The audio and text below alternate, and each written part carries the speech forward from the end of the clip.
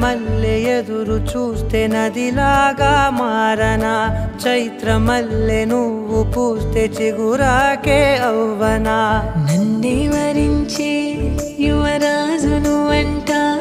నీ యువరాణి